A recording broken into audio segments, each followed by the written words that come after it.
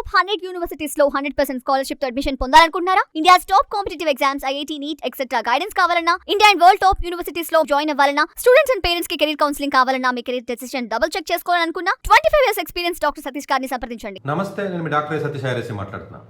చాలా మందికి already JoSAA counselling అయిపోయింది. సో అయిపోయింది అంటే ఆల్మోస్ట్ డెడ్ లైన్స్ అవి అయిపోయినాయి. సో నా వేరే ఏదైనా కౌన్సిలింగ్స్ పార్టిసిపేట్ చేయాలి ఏంటని చాలా మంది అడుగుతున్నారు. అఫ్ కోర్స్ బిట్స్ యాక్ట్ ఇలాంటివన్నీ కూడా ఆల్రెడీ జరుగుతున్నాయి. అలా కాకుండా ఆల్రెడీ ఐఏఎంకి సంబంధించినటువంటి సంబల్పూర్ కూడా అలాగే వేరే అదర్ వీడియోస్ కూడా కొన్ని చేయడం జరిగింది. సో దీనిలో భాగంగా ఎక్కువ మంది ఆల్మోస్ట్ ఇంకా వేరే అదర్ కౌన్సిలింగ్స్ ఏమైనా ఉంటే చెప్పండి అని చెప్పి అడుగుతున్నారు. ఐఏఎం ఏదైతే ముంబై ఉందో మనకి ఒకప్పుడు నిట్టి అనేవారండి యాక్చువల్గా మేము చదువుకునే రోజుల్లో. తర్వాత దాన్ని ఐఏఎం కింద మార్చడం జరిగింది. వెరీ ఓల్డ్ ఇన్స్టిట్యూట్ అండి. తర్వాత ఐఏఎం స్టేటస్ అనేది రీసెంట్గానే ఇవ్వడం జరిగింది. సో ఎలాగైతే ఐఏఎం బెంగళూరులో కొత్తగా డేటా సైన్స్ లేకపోతే ఎకనామిక్స్ ఎట్లాగైతే పెట్టారో, లేకపోతే ఐఏఎంస్లో ఏవైతే కోర్సెస్ ఒక్కొక్కటి పెట్టుకుంటూ వస్తున్నారో వీళ్ళు కూడా కొంత రూపాంతరం చెందుతున్నారు. యాక్చువల్గా అదర్వైజ్ ఎంబీఏ అనేది ఇంకా యూజ్లెస్ డిగ్రీ అయిపోతుంది ఫ్యూచర్లో. ఇట్స్ ఇంకా అవి వీళ్ళు అప్డేట్ అవ్వకపోతే ఇంకా కంప్లీట్గా యూజ్లెస్ అయిపోతుంది. హార్వర్డ్ బిజినెస్ స్కూల్ లాంటి స్కూల్ వాళ్ళే అప్డేట్ అవ్వాలి. ఇలా ఈ ఎంబీఏ అంతా యూజ్లెస్ అని చెప్పేసి ఇంకా అంతకంటే పెద్ద బిజినెస్ స్కూల్ ప్రపంచంలోనే లేదు కాబట్టి వాళ్ళే చెప్పారు. ఇప్పుడు 2 years బ్యాక్ వాళ్ళు గమనించారు, సీట్లు పెంచామని చెప్పాను. నేను చాలా వీడియోలో చెప్తున్నాను, MBA is completely useless outdated degree. ఫ్యూచర్లో ఎంబీఏ అనేది మీకు కనపడదు. మేబీ ప్రీమియర్ కాలేజెస్ ఏవైతే ఉన్నాయో ఆ ప్రీమియర్ కాలేజెస్లో ఉన్న వాళ్ళు జాబ్స్ వస్తూ ఉంటాయి. ఐఏఎంస్ ఉన్నాయి, టాప్ ఐఏఎంస్ అట్లాంటివి వస్తాయి. బేబీ ఐఏఎంస్ ఇలాంటి వాటిలో పెద్దగా ఏమి ఉండవండి. వచ్చినా కూడా మోర్ ఆటోమేటిక్ వర్క్ ఉన్నటువంటి నేచర్ ఆఫ్ జాబ్సే ఉంటాయి తప్ప మోస్ట్లీ దట్ టెక్ రీప్లేస్ చేసేస్తూ ఉంటుందండి. ఎందుకంటే ప్రతి కన్సల్టెన్సీ ఫర్మ్లో కూడా వీళ్ళు ఇప్పుడు బెయిన్ కంపెనీ ఉందనుకోండి, గూగుల్తో టైఅప్ పెట్టుకుని వాడు టెక్ టీమ్ని బెయిన్ కంపెనీలో పెట్టుకున్నాడు.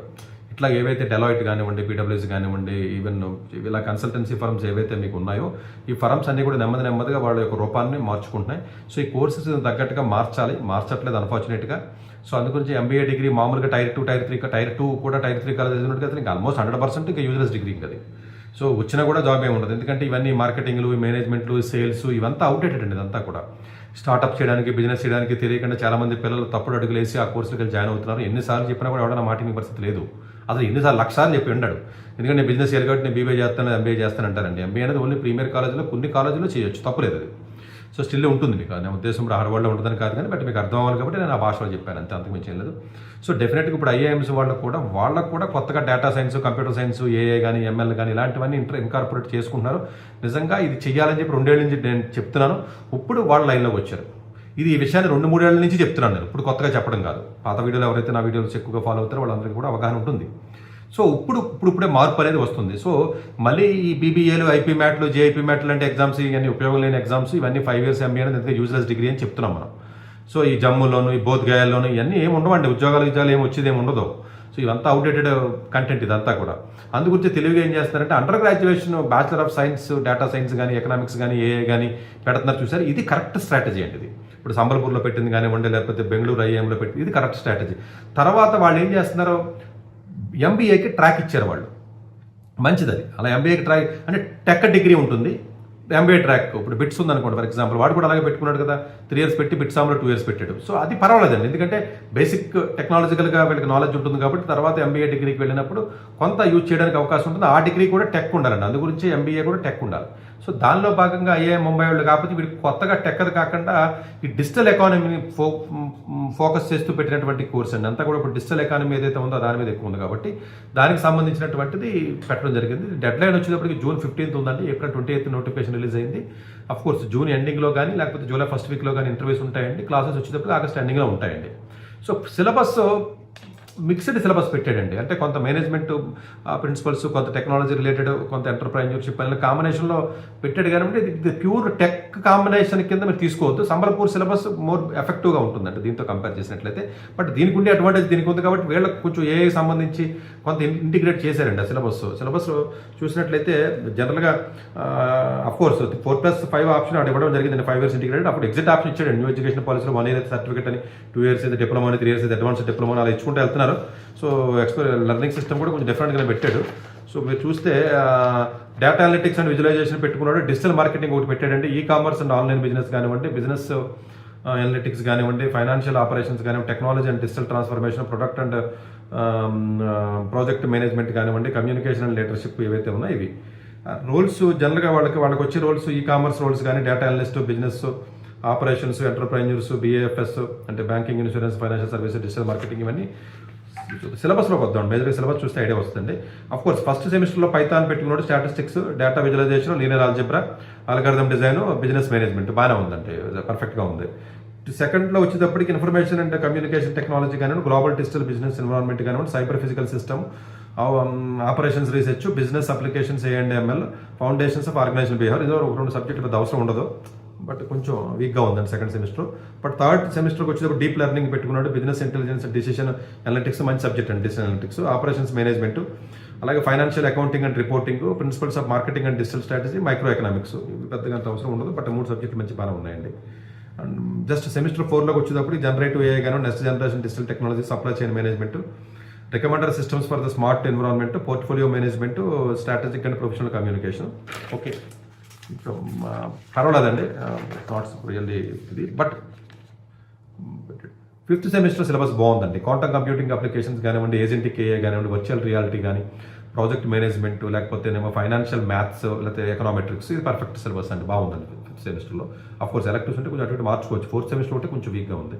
6th సెమిస్టర్కి వచ్చినప్పటికి సైబర్ ఫిజికల్ సిస్టమ్ అవసరం అండి మనకి. ఇప్పుడు ప్రజెంట్ ఫ్యూచర్లో డిజిటల్ ట్విన్ మోడలింగ్ కానివ్వండి, సిమ్యులేషన్ ఫర్ స్మార్ట్ ఆపరేషన్స్, అది కూడా చాలా అప్డేటింగ్ అండి. డిజిటల్ ట్విన్ అనేది చాలా లార్జ్ స్కేల్ ఆప్టిమైజేషన్ కానివ్వండి, principles of international trade and economics కానీ, ఆర్గనైజేషన్ స్ట్రక్చర్ అండ్ ప్రాసెస్. అది సెమిస్టర్ 7లో వచ్చేటప్పటికి స్టాకోస్టిక్ ప్రాసెస్ మంచిదండి, autonomous system, robotic system, digital marketing. ఈ డిజిటల్ మార్కెటింగ్ అవసరం లేదండి, ఇదేదో కోర్సు నేర్చుకోవచ్చు కానీ ఇది పెట్టుకుంటూ వచ్చారు. అంటే ఫ్యూచర్లో డిజిటల్ మార్కెటింగ్ పెరుగుతుంది, ఎందుకంటే మార్కెటింగ్ రూపం మారుతుంది కాబట్టి డెఫినెట్గా అవసరమే. బట్ కాకపోతే ఆల్మోస్ట్ 3 సబ్జెక్టులు పెట్టాడు, 3 అంత అవసరం ఉండకపోవచ్చు. సస్టైనబిలిటీ అండ్ డిజిటల్ రెస్పాన్సిబిలిటీ కానీ, హై పర్ఫార్మెన్స్ కంప్యూటింగ్ కానివ్వండి, ఎంటర్ప్రైనర్షిప్, ఇది బాగానే ఉందండి. 7th సబ్జెక్ట్ క్యాప్స్టోన్ ప్రాజెక్ట్ అన్నట్టు. అంటే ఓవరాల్గా మీరు చూసుకున్నట్లయితే ఓవరాల్గా సిలబస్ చూస్తే for me almost 70% of the syllabus వరకు బాగుందండి. ఒక 30% కొంచెం వీక్గా ఉంది. But still it is not like tech degree అని నేను అన్నాను కానీ, బట్ టెక్ ఫ్లేవర్ని మాత్రం ఒక 60% తీసుకొచ్చాడు కాబట్టి డెఫినెట్గా మీకు మేబీ 95-96% వచ్చినటువంటి స్టూడెంట్స్ ఏదో థర్డ్ రేటెడ్ IIITsలోకి వెళ్ళి ఏదో ఈసీ జాయిన్ అవ్వడం, లేకపోతే NITs ఏదో పనికిరాని NITకి పోయి ఏదో పనికిమాలిన బ్రాంచ్లతో జాయిన్ అవ్వడం, లాస్ట్ బ్రాంచ్లు జాయిన్ అవ్వడం ఏదైతే ఉందో దాంతో కంపేర్ చేస్తే డెఫినెట్గా ఇది బెటర్ అండి. ఎందుకంటే 5th ఇయర్ ఆప్షన్ MBA ఇచ్చారు కాబట్టి అఫ్కోర్స్ MBA అవసరం లేదండి. ఇవన్నీ 5th ఇయర్లో MBAలతో పని ఉండదండి, వాళ్ళతో పెడతారు, దానికి మీరు ఎగ్జైట్ అయిపోకండి. ఆ 4th ఇయర్లోనే ప్లేస్మెంట్కి అలౌ చేస్తాడో, ప్లేస్మెంట్లోనే ఏదైనా జాబ్ కొట్టుకోవచ్చు, ఇబ్బంది ఉండదు. ఒకవేళ నిజంగా బయటికి రావాలనుకున్నట్లయితే మళ్ళీ ఏదైనా క్యాట్ ఎగ్జామ్ లేదా GMAT రాసి ఏదైనా IIM అహ్మదాబాద్ లాంటి కొంచెం పెద్ద కాలేజీకి వెళ్ళడానికి ట్రై చేయొచ్చు. బట్ అంత ఓపిక అంత అవసరం లేదండి. MBA అనేది కంప్లీట్గా అవుట్డేటెడ్ డిగ్రీస్ అండి ఇవన్నీ కూడా. బట్ కాకపోతే ఏంటంటే వీళ్ళు మారుతున్నారు, ఇది నాకు నిజంగా శుభపరిణామం. లేకపోతే మొత్తం కొట్టుకుపోతారు వీళ్ళు IIM వాళ్ళు అందరూ కూడా, పనికిరాని స్క్రాప్ అయిపోతుంది అంతా కూడా. IITsలో కూడా అంతే, IIT ముంబైలో MBA, IIT మద్రాసులో MBA, IIT కాన్పూర్లో MBA 15 లక్షలు కూడా యావరేజ్ ప్యాకేజ్ లేదు. అదే కంప్యూటర్ సైన్స్ చూస్తే అక్కడ యావరేజ్ ప్యాకేజ్ 80 లక్షలు ఉంది. కరెక్ట్గానే విన్నారు మీరు. IIT ఢిల్లీ ఈసారి యావరేజ్ ప్యాకేజ్ ఆ కింద ఉన్న తీసేస్తే టాప్లో ఉన్న 50 మెంబర్స్ యావరేజ్ చేస్తే ఆల్మోస్ట్ 92 lakhs ఉందండి టాప్ 50 యావరేజ్ చేస్తే. So even bits Pilani average చేసినా కూడా బాగానే ఉందండి. ఆల్మోస్ట్ మీడియానే 34 ఉంది, యావరేజ్ చేసినట్లయితే 50. అంటే కొంతమంది యావరేజ్ అంటే 2 crores 1.5 crore వచ్చిన ఉంటాయి కానీ ఫారెన్ ప్లేస్మెంట్స్ అంటే ఇండియన్ ప్లేస్మెంట్స్ అయితే కాదు కానీ. బట్ ఈ MBAs ఆల్మోస్ట్ ఇప్పుడు IITs నా ఫేస్బుక్లో కూడా పోస్ట్ చేశాను. ఫేస్బుక్లో కొన్ని ఇన్ఫర్మేషన్స్ పోస్ట్ చేస్తాను, అన్ని వీడియోలు చేయలేను కదా. ప్రాబ్లం అందరూ కూడా కొంత ఇన్ఫర్మేషన్ మీకు దొరుకుతుంది, ప్లేస్మెంట్స్ ఇవన్నీ కూడా కొంత అందరూ పోస్ట్ చేస్తూ ఉంటారు. సో మామూలుగా చూసినట్లయితే ఆల్మోస్ట్ IITsలో MBAs కూడా మొత్తం డిక్లైన్ అయిపోతున్నారండి. వాళ్ళు కూడా అప్డేట్ అవ్వాలి, అవుతున్నారండి ప్రాబబ్లీ. అంటే ఇది 2 years నుంచి నేను గమనించి చెప్తున్నాను నేను. బట్ నాలాంటి మాట వాళ్ళు పెద్ద పెద్ద కాలేజీ వాళ్ళు ఎన్నో నాకు తెలిసిన పర్సనల్గా పరిచయం వాడు, బాబు ఇప్పుడు మార్చండి రా బాబు, ఇంకా మీరు పాత PGPలు లేకపోతే MBAలు అంటారు ఏంటారా బాబు, ఇంతగా అవుట్డేటెడ్లో ఉన్నారు, ఇంకెక్కడ ఉన్నారు రా బాబు భూమి, అది మనం ఎక్కడ వెళ్తున్నాం. సో వాళ్ళు కూడా మారుస్తున్నారండి. ఆల్మోస్ట్ కొంత ఫైనాన్షియల్ ఇంజనీరింగ్ పెడతామని చెప్తున్నారు. సెటెడల్ కూడా స్పాన్సర్ చేస్తున్నాడండి IIT ముంబై. సెటెడల్ అంటే చాలా పెద్ద కంపెనీ అండి, వాటితో స్పాన్సర్ చేసి 5th year ఆప్షన్ ఇస్తున్నాడు ఇప్పుడు IIT ముంబైలో ఉన్న వాళ్ళకి. వాళ్ళు కూడా కొంత రూపం మార్చుకుంటున్నారు. బట్ డెఫినెట్గా IIMs కూడా వాళ్ళు అన్నీ మారుతున్నారు. ఫ్యూచర్లో ఇంకోటి ఏంటంటే ఇంక BBAలు ఎకనామిక్స్ అందరికీ కూడా MPC చదవాల్సిందే, JEE రాయవలసిందే. ప్రతి IIMలో కరెక్ట్గానే విన్నారు మీరు, మీకు ఇష్టం లేకపోయినా వినండి, ప్రతి IIMలో ఫ్యూచర్లో వచ్చి ప్రతి కోర్సు JEE మెయిన్స్ స్కోర్తో ఇస్తారండి. వీళ్ళకి ఇప్పుడు అర్థమైంది, 3 ఏళ్ళు నేను చెప్తాను, 3 ఏళ్ళ నుంచి నేను వాగుతున్నాను ఇది. ఇంకా ఈ IP మ్యాట్లు JEP మ్యాట్లు ఈ టైప్ ఆఫ్ ఎగ్జామ్స్ నడవండి. ఇంకా ఆ రోజులు పోయి జమాన్ అదంతా. JEE మెయిన్స్లో ఎవరైతే ఉంటారో వాళ్ళకే అన్ని IIMs ఇచ్చుకుంటూ వస్తున్నారు. ఫ్యూచర్లో మొత్తం అన్ని IIMsలో బ్యాచెస్ వచ్చేస్తాయి. మీరు అస్సలు కంగారు పడక్కలేదు, సీట్లు పెరుగుతాయి. ఈ JEE మెయిన్ యొక్క పరిధి పెరుగుతుంది. ఇది పరిణామం, మంచి పరిణామం. సో ఏదైతే MSCలో CESలో చీలు చదువుతున్నారో దండం పెడతాను బాబు మీ పేరెంట్స్కి, మీరు జాయిన్ చేయొద్దని చెప్పినా కూడా ఎవరు వినట్లేదు. మా తాత చదివాడు, మా నాన్న చదివాడు, మా పెద్దనాన్న చదివాడు, మా అన్న చదివాడు, IIM గొప్పదే, IIMలో కూడా వరస్ట్ అంటారేంటి సారు, అసలు MBA డిగ్రీస్ వరస్ట్ అంటారేంటి.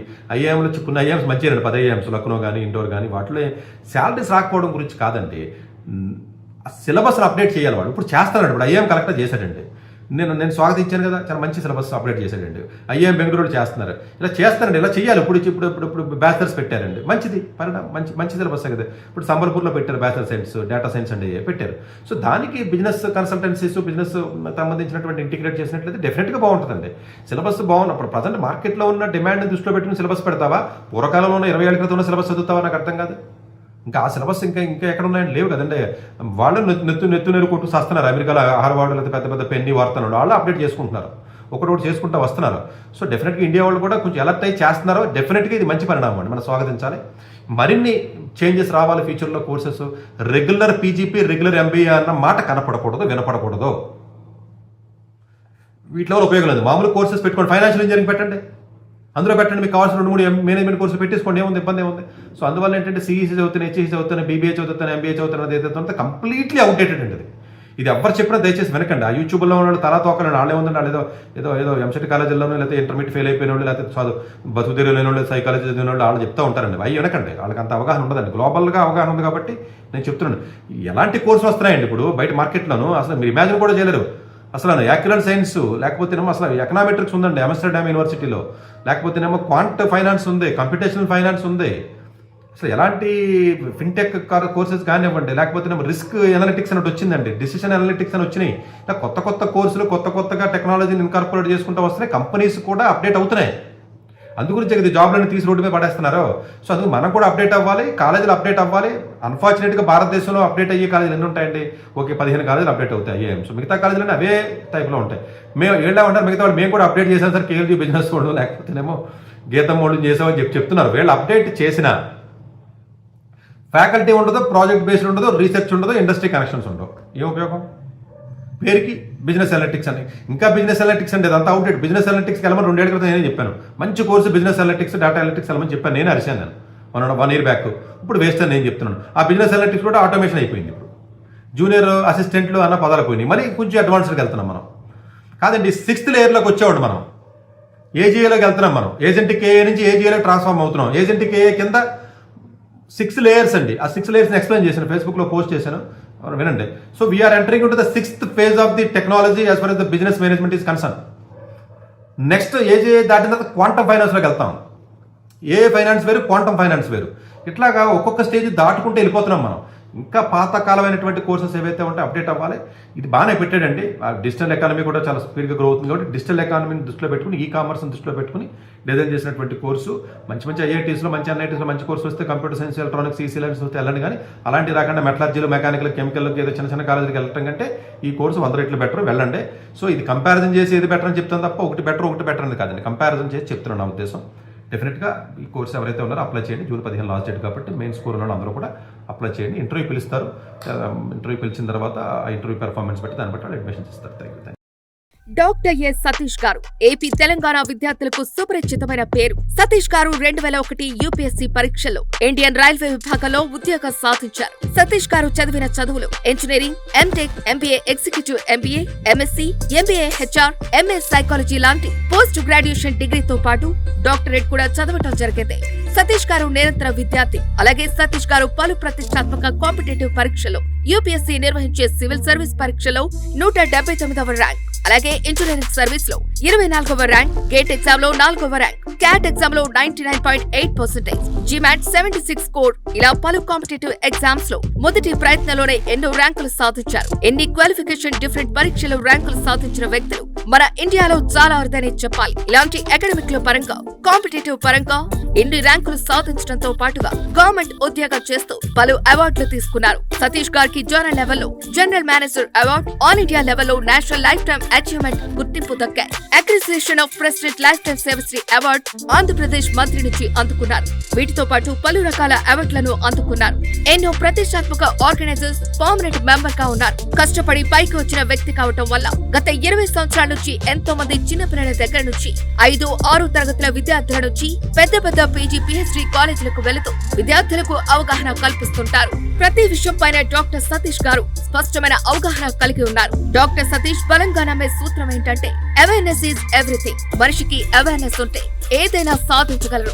ఒక్క మోటివేషన్ తోనే కాదు, ఏది చేయాలి, ఏది చేయకూడదు, ఎలాంటి డెసిషన్ తీసుకోవాలి అన్న విషయాలపై, ముఖ్యమైన విషయాలపై అవగాహన కల్పిస్తుంటారు. అలాగే గవర్నమెంట్, ప్రైవేట్ జాబులే కాకుండా ప్రపంచ దేశాల్లోని జాబ్స్ పై కూడా అవగాహన కల్పిస్తుంటారు. ఉద్యోగాలతో పాటు పెద్ద చదువులైన ఐఐటి వంటి వాటిపై సెషన్స్ నిర్వహిస్తూ ఉంటారు. ఇప్పటి వరకు 3 లక్షల సెమినార్స్ ₹1 తీసుకోకుండా ఉచితంగా నిర్వహించారు. ఇందులో భాగంగా మన 99 టీవీ ద్వారా విద్యార్థులకు మోటివేషన్ ఇవ్వటానికి మీ ముందుకు వస్తున్నారు డాక్టర్ సతీష్ గారు.